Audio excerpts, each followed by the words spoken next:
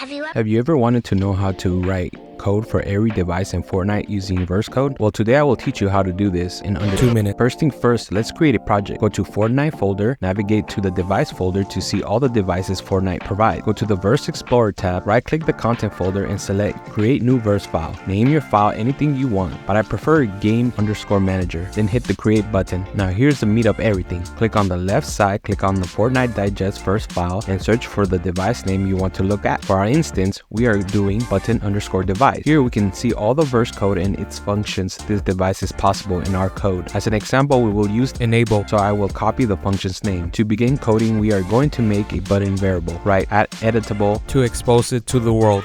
If you forget, copy the device name in the Fortnite digest verse file. Then we can paste it twice, but make sure the last paste ends with braces. Now under unbegin, this is our code that will run when we first launch our game. Under here, we will enable our button.